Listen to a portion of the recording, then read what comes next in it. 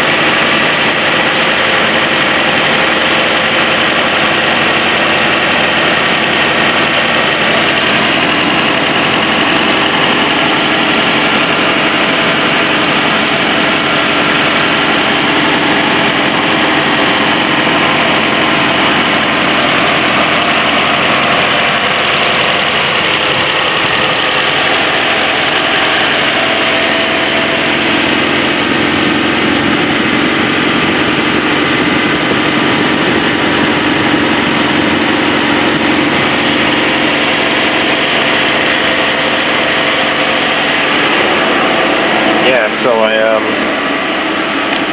gassed my AC up the other day, and well, it was an R12 system. It was retrofitted. So yeah, hang on a second. I'll just turn this car off. You can hear me. Just breathe down a second.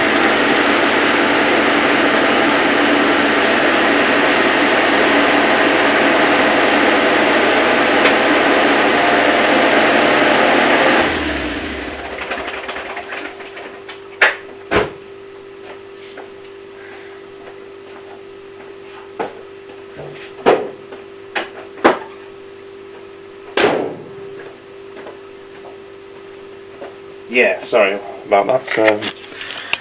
Yeah, so this is what I put in my air conditioning system. Now, the Freon probably escaped less than a year ago after this system.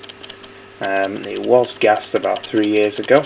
It was only just the beginning of this year that it just stopped working. It had a tiny bit of pressure left in it, barely enough just to keep the compressor going. So I knew for a fact it needed a charge.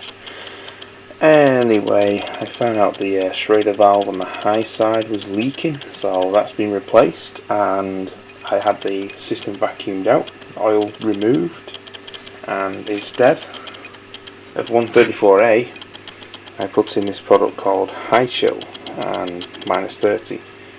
As that say there, compatible with all common lubricants and components, replaces hydrofluorocarbon R134A, which is a tetrafluorocarbon refrigerant. Anyway, this is a mix of isobutane and propane, so the chemical numbers of those will be R600A and R210A.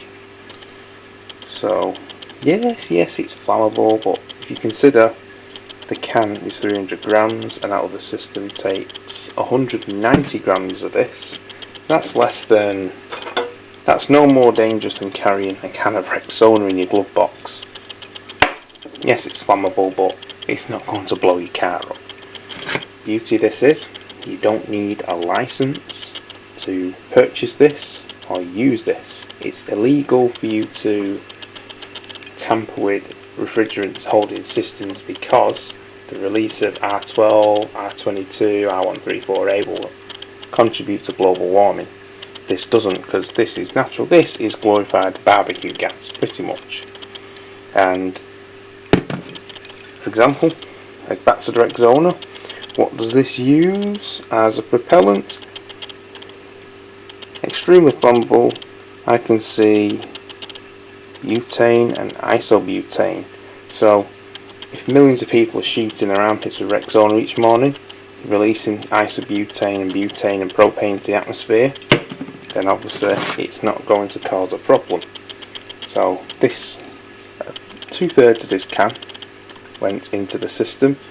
It's freezing cold. It runs at a lower pressure. From what I remember, my manifold gauges should have took a picture really, or I should connect them up. My manifold gauges. The low side, well, first of all, let me show you. That's my temperature and pressure chart. That's from the High Chill's website. And my manifold gauges, the low side runs between 1335 psi, and the high side was running at 120 psi. When the compressor kicks on, it drops to about 25 minimum. Won't go any further than that. And this fluctuates between 125 and 140. So it just kind of hangs around in there too. And obviously, when the system's switched off, it returns to about 70, which is 70 psi. So it'll go further actually, it'll be about 90 to 100. 100 on there. As you see, it's about 30 degrees, maybe between 28 and 30. HR12, which is the chemical name for this, 104 between 98.6 and 104.2 psi. So they're the pressures at idle, at rest, with no pressure on the system. So easy to do. Just then you get typical cam tap, and that screws onto the top there. Obviously you've got your vacuum system and you've got the synthetic oil. It's compatible with others, but I drain the other oil out and replace it with some brand new stuff. The system took 230 cc's of oil and took 190 grams of this refrigerant, and hey presto, freezing cold air and plenty of condensation as you saw.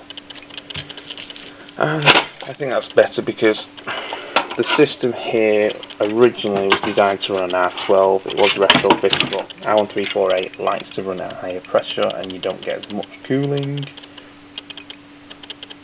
Yes, so that's my take on it. High Chill. And it supports Australian economy because it's Australian made and it's licensed as a standard refrigerant made in Australia. So anyone can walk into the shop and purchase this and the can tap and charge your own system. I only recommend it if you do know what you're doing, because obviously you're handling high pressure refrigerants. Wear eye protection, because if something comes out, hits you in the eye, it will give your eye frostbite and thus it will blind you. So unless you know what you're doing, if you're a mechanic, backyard mechanic, if you trust yourself, read up on it, use it by all means. It's also better for the environment too. Okay, thank you, bye.